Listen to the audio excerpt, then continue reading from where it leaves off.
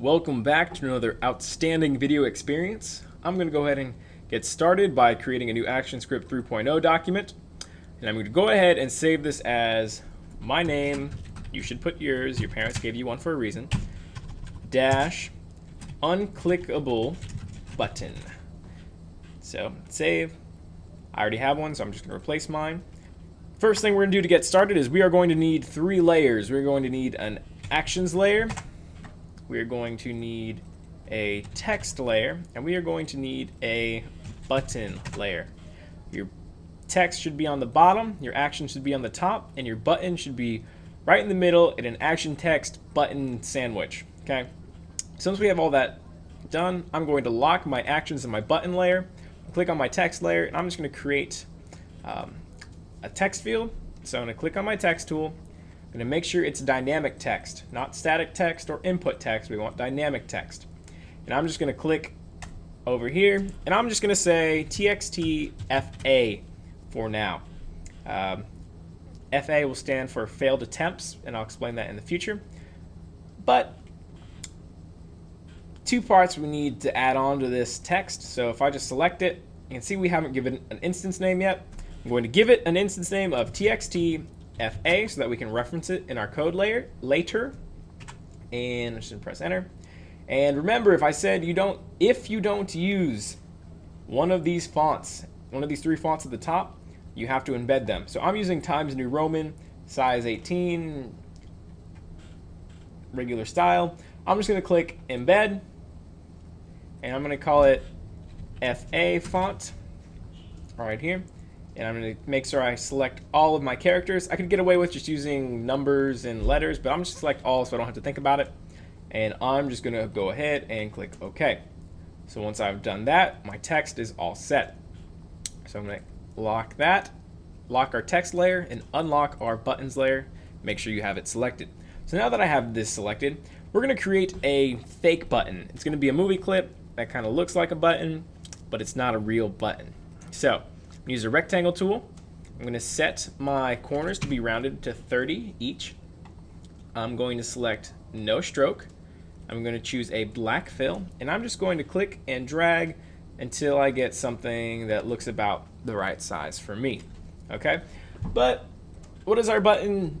What is our user supposed to do with our button? How do they know it's a button? Well, let's throw on some text. So I'm going to use my text tool and make sure that my font is the same that I used for my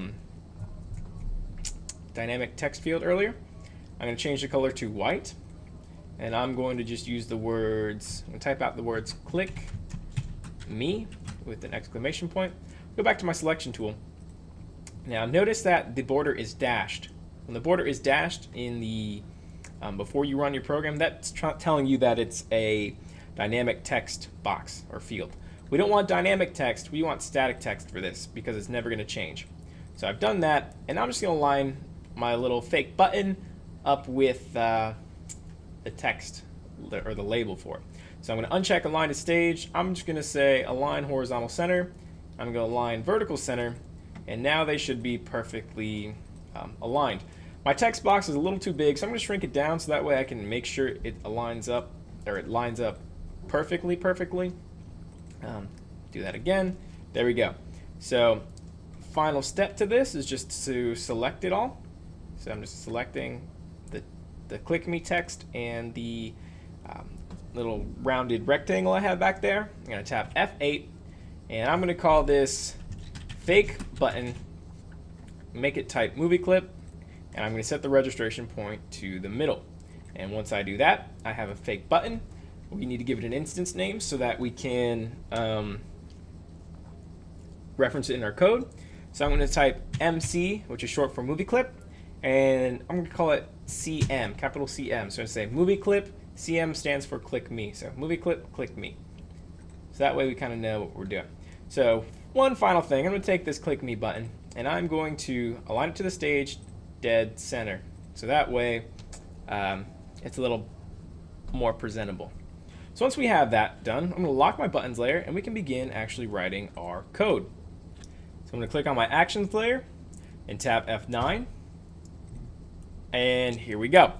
First thing we need to do is we need to create a variable that holds how many times our player failed at attempting to click our button. So what I'm going to do is I'm going to create a var. I'm going to call it failed attempts.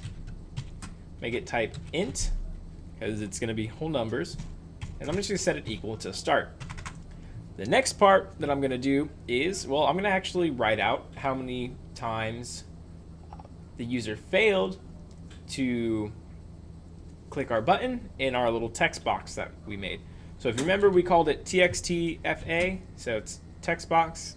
FA is short for failed attempts. And I'm going to set its text property equal to failed attempts. And then we're just going to tack on whatever value is in failed attempts. So right now it should say 0 when this is done. So failed attempts, there you go, semicolon. So let's go ahead and test this out. If I run, it should say failed. Well, it's not, we don't have enough room to write that all out in there. So how do we fix that? Remember that text has an auto size property. So I'm going to say txt fa dot auto size equals txt field, auto size. Remember, you can look this up in the API reference. I should have it auto size to the center. I'm going to save, and now I'm going to run it. And now it's done a good job at making everything show up, but I don't want it to show up on another line. So I'm going to go back into my stage. I'm going to unlock my text layer. Now I'm just going to make this just a little bit bigger so that way it has enough space to where it doesn't need 2 lines. So if I run this again, oops, I hit the wrong button, pardon me. Run this again, Control Enter. There we go. Looks nice and pretty. So I'm going to save, I'm going to lock my text layer again, click on my actions frame, and go back into actions.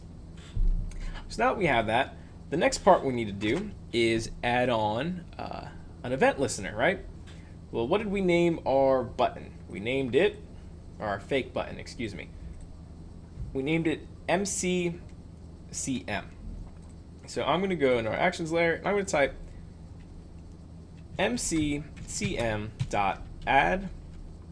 event listener. What are we listening for? Well, it's going to be a mouse event. And this mouse event is going to be the rollover event. And what are we going to call? We're going to say rollover called. Okay, so that's the function we're going to call. And we're going to give it a name called function rollover called. And it's expecting a type of mouse event. And the return type is void.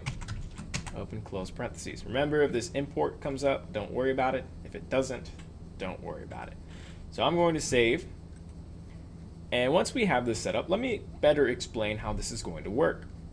What we're going to do is that every time the user rolls over this fake button here, it's going to jump around to somewhere else on the stage, so that way, well, they can't click on it. Because remember, rollover is when we enter, or we have our mouse go over a button or an object or a movie clip. So we're going to say, for now, let's just set it to a random point on the stage. We're going to say mccm.x equals math.random, so we get a number between 0 and 1 that does not include 1, times stage.stage width. So this will give us, this will set x equal to a random point on the stage between 0 and the stage's width. And then we're going to change the y to be math.random times stage.stage height. So I'm going to have all that set up, and now I'm going to run. And every time I roll over, click me, it's moving around our stage. So that's good. But let's see, it's not counting failed attempts up here, right? Let's fix that. So I'm going to say, I take our failed attempts variable from up here, and we're just say plus plus. And remember, plus plus is the same as plus equals 1, okay? And let's actually write out failed attempts just so you can see it. So So this is the same as saying failed attempts plus equals 1, except that you don't have to type out so much. So you can do it this way, or you can do it this way, okay? So now let's run it. Okay, so we're definitely adding on to failed attempts, but notice how the text is not changing. Well, the text is not changing because, well, you have to tell it to change, okay? So every time this function gets called and we add on to one of our failed attempts, we need to tell it to reassign whatever is in text with the current value of failed attempts. So I'm just going to copy this from here, and I'm going to put it right here as well. So that way, every time this function gets called, we're going to set the text of our text field to have the appropriate value of failed attempts. So now if I save and run, see we have failed attempts going up every time. So I'm trying to click the button, trying to click the button, trying to click the button. Can't get it, right? There is a problem with this. This event only gets called when we roll over our button. That means if this new position it gets moved to, because remember it's just a random position, is close enough so that the mouse is still over it, that event isn't going to get called again. And I'll show you what I mean, okay? Let's say, don't do this part, just watch for now, okay? This is just so that I can demonstrate something. If I make this button really big, or our fake button, right? If I make it as big as the stage, okay, and I run, when it sets to a new random property, you can see that my mouse is still over it.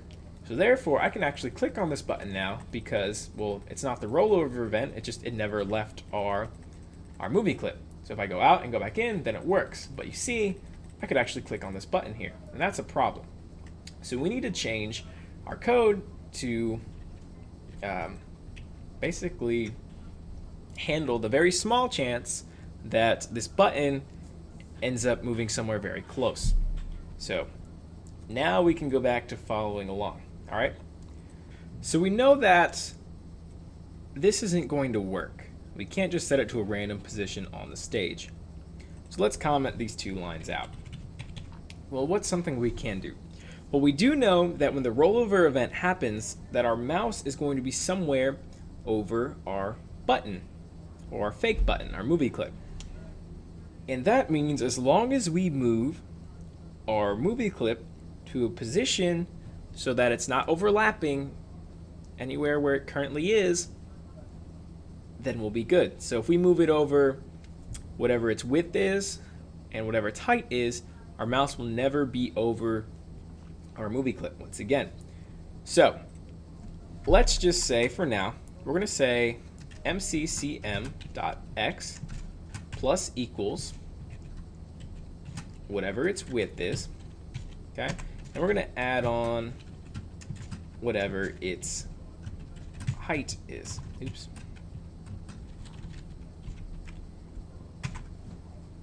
And now every time we hover over, it's always going to jump to the bottom right. It's going to move over whatever its width is and move down whatever its height is. So now whenever we run, we're guaranteed that our movie clip will not be in a place that our mouse already is. But now we have a new problem, right? It's always going in the same direction, and it's eventually going to go off the stage. So let's fix these problems one step at a time, okay? So let's create two more variables. Let's put all our variables up at the top so they're nice and neat. I'm going to say var move x. It'll be an integer. I'm going to say var move y, which will also be an integer, okay? So what we're going to do is before we do anything with moving our movie clip, we're going to give our move x a random number that's either 0 or 1, okay? We'll say that 0 will make it go left and 1 will make it go right. So let's say get 0 or 1. So I'm going to say move x equals, how do we get a value that's either 0 or 1? Well, we can use our math.floor function we did in the dice video, and we're going to floor math.random, right? Math.random will give us a value between 0 and 1. but doesn't include 1, then we're going to multiply it by 2. So it'll give us a value between 0 and 1.99999, and rounded down, it's going to give us a value between 0, or a value that is either 0 or 1. So now what we're going to say, if move x is equal to 0, if we got, remember, 2 equal signs, not 1, 2 equal signs. So remember that. So if move x ended up getting the number 0, we want to move it to the left, right? So we'll set move x equal to negative, whatever the width of our movie clip is. And if it's 1, we want to move to the right. So we're going to say else move x equals mccm dot width. And oops, remember, spelling capitalization matters. So you got to look for those tiny small errors that even I myself make. So I'm going to say, so if move is 0, we want to go left. Else, which would mean it would be 1, we want to go right. So now the only thing we have to do, instead of saying mccm.x plus equals its width, we're just going to say whatever is inside move x, which will either be negative width or positive width. So I'm going to copy move x and put it right here. I'm going to comment out mccm.y, blah, blah, blah. So that way we're only working with x, and we can make sure that this works. So I'm going to run this. And now if I hover over, it's going to go either right or left every time I roll over our object. So that solves one problem, right? Let's do this again for our y, and then we'll work on fixing how to manage when our movie clip goes off of the stage. So what we're going to do, basically this is all going to be exactly the same, right, with our y, except it's going to be y and with height. So I'm going to copy all this, and I'm going to paste it right here. And instead of move x, we want this to be move y. This part's still going to be the same. Instead of move x, we're going to change this to move y, move y, move y. Okay, and then instead of width, remember y is up and down, so we want this to be height. We want this to be height here. This should be y, and this should be y. Okay, so we have all of our x. Okay, then we have all of our y. Okay, and now we don't need this here, so let's get rid of that. So now if we run, our thing should jump around in some random direction that we're not quite sure. Okay, so that fixes that. We're guaranteed that it doesn't end up where the mouse already was. Now the last thing we have to fix is whether or not our movie clip is on the stage. So if it goes off the stage, we have to put it back onto the stage, okay? So let's do this. Let's make another if statement. So we're going to say if mccm.x is less than 0, meaning that it went off the left side of the stage, we're going to set mccm.x equal to stage.stage width, which will be the right side of the stage. So if it goes off to the left, we're just going to set it on the right, so that way we know the mouse isn't over it, and it kind of just looks like it wrapped around. And then I'll do the same. We can just say else if, right? Because if it's not off the left side, it could maybe be off the right side, right? So I'm going to check to see if it's off the right side by saying mccm.x. If it's greater than stage.stage width, then we want to say mccm.x equals 0. Set it to the left side. So let's test this with our x, and I'll just keep going around until we can maybe get it to go off the side of the stage. There we go. So it went off and it jumped to the other side. Same thing over there. So now it's jumping back and forth. It's going over here. So it seems to be working, and you can keep playing with this. And I'm trying to click. It's not letting me click. Why? Because it's the unclickable button. Okay, so that works, but now we need to handle the Y, because if it goes off, up or down, or if it goes off the screen from the top or the bottom, we haven't handled that yet. So let's handle it pretty much the same way as we did before. We're going to just copy and paste what we have here. So I'm going to copy that, paste it right below it. I'm going to say if y is less than 0, we're going to set the y equal to stage dot stage height, which will be the bottom of our stage. And if it goes off the bottom, we're going to set it to the top and make sure we change this to y and y. Okay, so now I have something to handle all of our x. We have something to handle all of our y.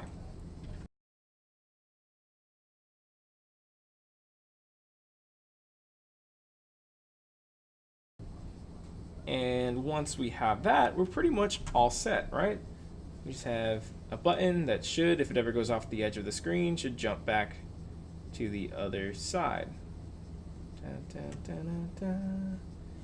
Playing around.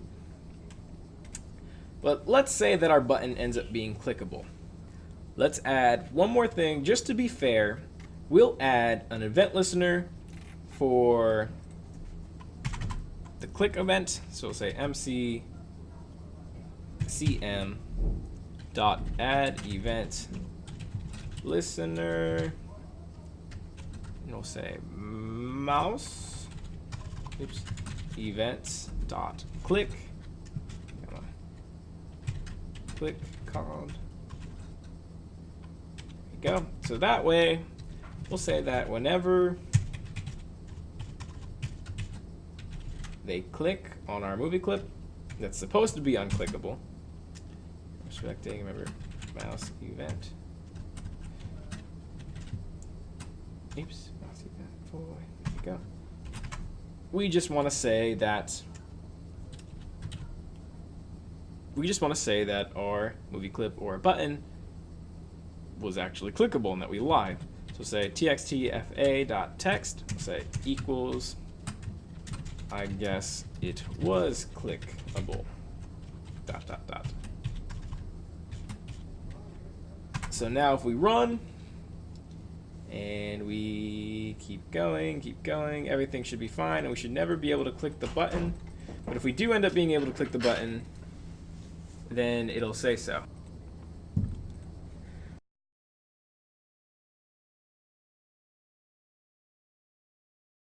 Maybe you caught this earlier, maybe you didn't, but guess what I forgot to change?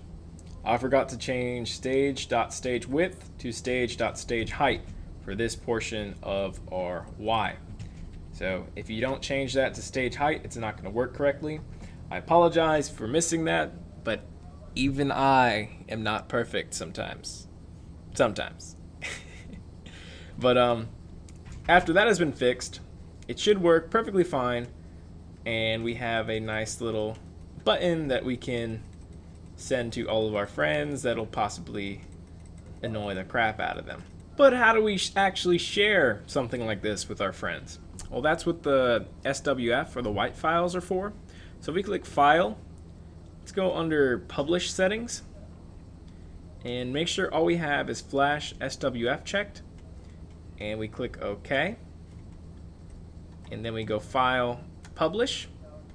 Now if we go into the folder that we saved it in, there should be a SWF, which is short for a shockwave flash object file. If we double click on it, they won't need to open up Flash. It'll just be a standalone version of our little evil unclickable button.